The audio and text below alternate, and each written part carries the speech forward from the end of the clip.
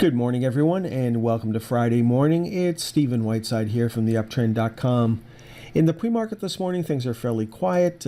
We are coming up to employment numbers coming out at 8:30 this morning, and that could certainly add some volatility to the pre-market trading action. Looking at yesterday's trading action, the VIX was able to trade above the previous high, but did not hold those gains. In fact, it closed slightly lower on the day. So we were able to trade above the top of the flypaper channel, but we didn't really hold those gains at all. We were looking for movement up above $17. Got as high as $17.42 before closing just below $16. Now, a lot of movement is still happening in the bond market, and I'm not sure what the bond market's trying to tell us. I'm not sure anybody is, but they are certainly very aggressive in their actions. There's the XBB on the TSX, there's the TLT and the 30-year bond, and the 30-year bond yield now looks like that, which of course is not helpful to the real estate market going forward. So that could certainly put a big damper on the economy if the real estate market starts to pull back aggressively. Now, yesterday we talked about the fact the market was probably on pause waiting for earnings from Apple and Amazon. That has now happened, and they basically cancel each other out. Apple's earnings were taken negatively. It's trading down in the pre-market, while Amazon's earnings were taken positively, and it is popping in the pre-market trading this morning. So we're coming in, and we're on a sell signal right now. So our next price target is 137.50 and then 143.75. I certainly wouldn't chase Amazon up at these levels. I believe it's probably going to be a short-term pop, and the stock, no matter how well it holds up, is still going to be pulled down during August and September. Then looking at the iShares for the TSX 60, we traded down, filled a gap, trying to hold 30.47. If we don't hold that, then 30.08 would be our next target to the downside. Looking at the Dow, it is back on a sell signal as of Thursday's close, joining the S&P 500, the NASDAQ, and the semiconductors already on daily sell signals.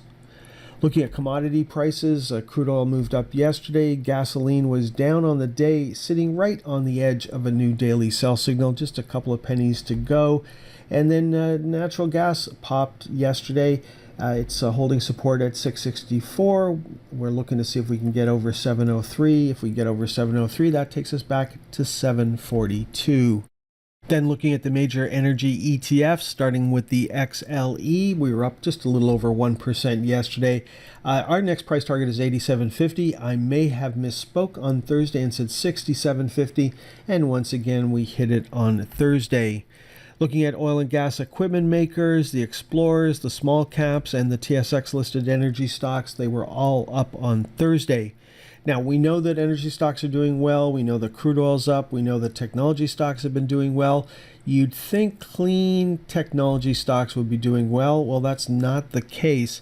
Now, when I saw this chart, I decided to go and look and see how some of the alternative energy ETFs were doing, and looking at global wind, not doing well. Looking at global clean energy, not doing well right now, and you can see this particular ETF has not been doing well in 2023 with a series of lower highs and lower lows. Now, there are some ETFs in the alternative energy space that are doing well right now. Well, so much for my intuition. You would think that with energy prices trending sharply higher, energy stocks trending sharply higher, technology stocks trending sharply higher, that clean technology stocks would also be trending sharply higher, and that is certainly not the case. Now, the price of gold was down yesterday. It's fairly stable in the pre-market this morning. The price of silver was also lower. When we look at the gold and silver stocks, the GDX actually closed unchanged on Thursday. We saw the iShares for the TSX Global Gold Index down a little over 0.25%, and a little more aggressive selling for silver miners, down nearly 0.75%. But a fairly quiet day overall for the gold and silver mining stocks. Now, we're almost done. Let's take a look at some big cap technology stocks, starting with PayPal, which was down sharply yesterday. Hopefully you locked in some profits along the way. We traded up to previous resistance, another early warning signal up there. The 200-day moving average looks like it played a role once again, which it did back earlier in the year. So That could have been a legitimate target to the upside, or you could have used our price targets.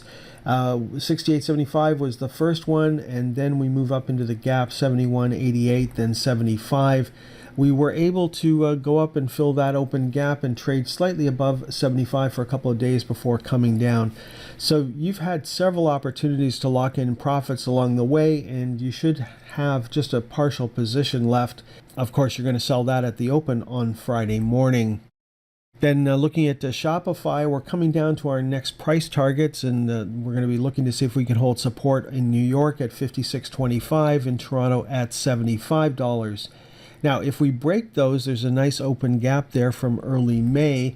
And if we look at the panic zone chart, if we go down to retest the top of that gap, that's going to take us down to a reasonable projection to the downside. If we're going to go down and fill the gap, that would be more panic selling.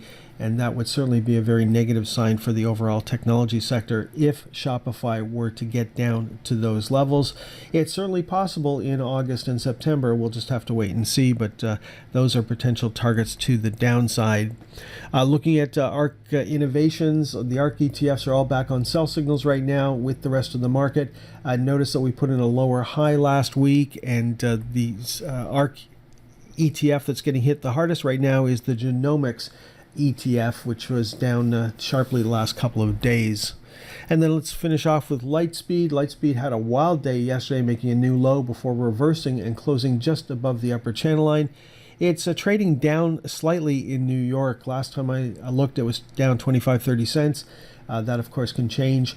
Whether you take the buy signal or not is up to you. I would certainly wait for the next close above the upper channel line to see if these investors know what they're doing at this time.